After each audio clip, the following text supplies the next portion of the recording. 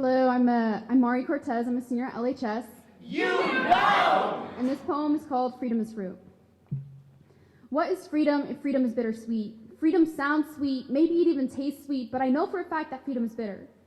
Freedom is fruit, the forbidden fruit on the tree like Adam and Eve, similar to natural selection. Only certain people know how freedom tastes because it's selective. Maybe it tastes like white chocolate, because that's what favors, right? Or green bean casserole at Thanksgiving, because I've never met a white person that hasn't celebrated that day of genocide. But it's a day of thanks, right? Well, I'm thankful to live in a country where my family's heritage and history is soon to be wiped out, almost like history repeating itself. My mother applied for citizenship over 30 years ago, and we've never once heard back. I'm thankful to walk into a store and immediately be asked if I speak English. Yes, I speak English. It's actually my first language. I'm thankful that my little brother lacks the melanin that I have because I know that he won't have to face the difficulties that I did when I was a kid. In fact, as the only brown girl in my elementary school, I wish to look like the others, white like the color of my palms and the bottoms of my feet, the only parts of my body that lack melanin. But my skin color determines my fate in life because having the color of my skin meant knowing what racial slurs were by the age of 7 and knowing to never open the door even if it's the authorities and to have my mom's immigration lawyer's number memorized. That's something I hope my 10-year-old brother will never have to experience. But even without his melanin, he cannot deny the fact that his own existence, heritage, and history is not welcomed in this country full of hate. When I was in 2nd grade, I was pulled into a classroom by a group of white girls and an older white teacher. I was accused of bullying these girls that I had never once met in my life. These girls, 3 grades above me, my tears embedded in the white palms of my hands. Why is there a teacher yelling at me for something I didn't do? Maybe it's because I didn't paint my skin red, white, and blue, or that I don't enjoy green bean casserole, or that I don't celebrate Thanksgiving. Why is my skin color not what you want it to be? I'm sorry, miss.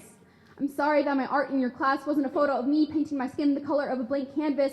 I'm sorry that I will never look like your daughters that get spray tans every Saturday night because for some reason you hate me but love the idea of my skin color on yours, and for some reason you hate my existence in your country but love my food in your mouth. I'm actually not sorry at all. I'm not that 10-year-old girl anymore that was ashamed of being different. I love not looking anything like you. Freedom is fruit, the forbidden fruit on the tree like Adam and Eve. I am a sinner because I am caving into the temptation of freedom. I just wish I had the fruit of freedom in my hand. I want to know the sweetness it gives.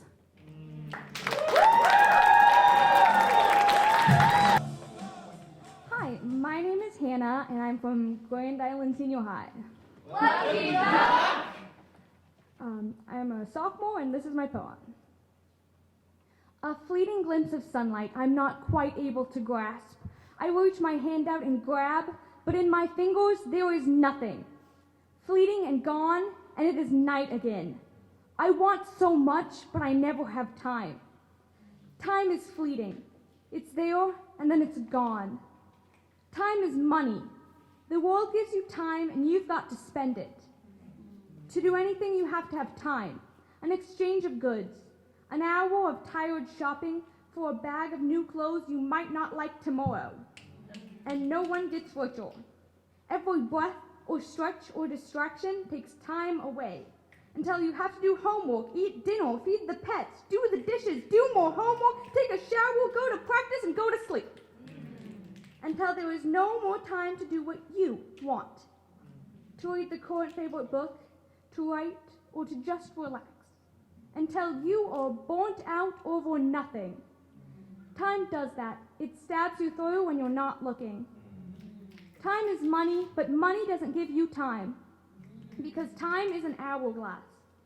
When you flip it, sand pours out, and there's no way to put it back. Wasted time is the heaviest, falling down on me like bullets, cementing my body in stone.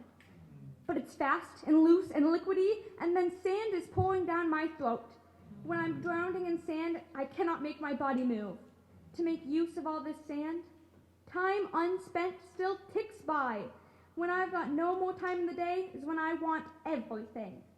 I'm writing this at midnight, when there's no sunlight and no time, when I want everything. I suddenly regret not going outside when it was sunny and basking in the heat. I want to write America's next great novel. I want to work on the hobby I like so other people will like me too. I want to call my friends and talk about meaningless nonsense for an hour. I want to read an entire book and just sit and think about it. I want to go out for ice cream. I don't want to be sitting in my room at midnight. Except it is not midnight. It is 12:01. I've spent a minute thinking about things I cannot have. I make myself go to bed. Wrapping myself in blankets, I soothe myself with thoughts of tomorrow. That there will be more sunlight, there will be more books, homework, cramped handwriting, practice, and sadness tomorrow. You can sleep when you're dead, but you need to sleep so you don't die. So as my consciousness fades, I think there will be more time to waste tomorrow. Hi, I'm Sophie. I'm a junior from Norfolk Senior High. Speak the truth! And this is my poem, Autopilot. I live my life in a constant state of autopilot. I should be the one flying the plane, but the qualified version of me missed her gate, forcing me to take over with my degree that prepared me enough to land the job, but not the plane. I'm flying figure eights into the sky, barely knowing what I'm doing, so I just choose not to think about it.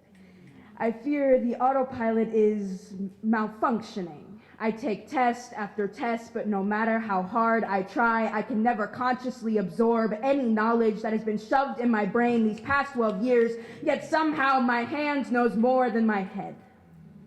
I'm punching random numbers into a calculator, adding commas in places that might be correct, remembering only that the mitochondria is the powerhouse of the cell. My test comes back, and my paper is a jumbled mess of letters and numbers that I don't remember writing down. Shut down, rewire the autopilot over the weekend, and hope the pilot arrives for the next flight. But of course, they never do. Soon enough, the autopilot is going to give out, and we will all collectively crash into the ground. Instead of blaming the people responsible, we blame me, an animal with a decently high IQ. I live in a state where remembering the days is now a task too difficult, and writing notes is pointless because they're just scribbles on a piece of paper. My mind is struggling to catch up to the wheel. My hands are steering. The way I'm holding my pencil isn't right, but the numbers it's writing down are. Words and knowledge are no longer a choice, but a force of habit. Y equals mx plus b. Your femur is the strongest bone in your body, and Shakespeare... I hate Shakespeare.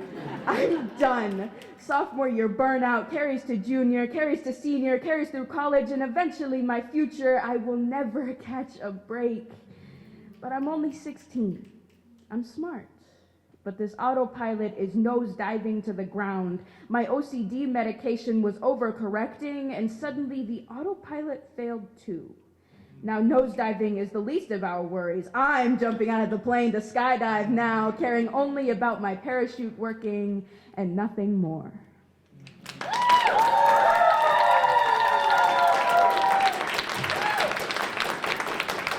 name is Finn. I'm a freshman at Norris. All rise! This poem is called Portrait of a Self-Righteous Killer. Trigger warnings, death as a metaphor, and religious trauma. She tells me, live, live, live, as I lay dying, pillow clutched in her hands, a struggle, a sacrificial suffocating. Coughing up at fabric that does not budge, she's telling me it hurts her more, praying my good health as she closes my eyes. She whispers words of comfort in a voice of poison. She tells me I am at the tomb, but my spirit will rise. She tells me that it is for Jesus Christ. But religion was always her thing, not mine. Will my hair be longer when she restarts my heart?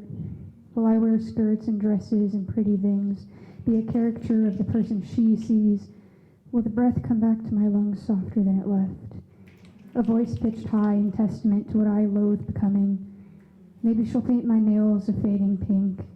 When I'm a corpse, my hands too cold to protest. Bring the remnants of a name that is not mine into the flesh above my heart. A brain no longer cancered, a body no longer waiting to be mutilated. She whispers, 3 days is all it'll take. But I am not her Jesus, strung up flawed and awoken fixed. She tells me, live, live, live, as I lay dying. She will smile through tears when I come to, pull me into an embrace that should be one of guilt. Angry, angry, angry, always the rage for the remorse she will never know, because she takes pride in her actions. And I will go on living, same as I was, just one layer deeper under the skin she hugs, that she will see a portrait of the person I used to be and decide that it is good enough.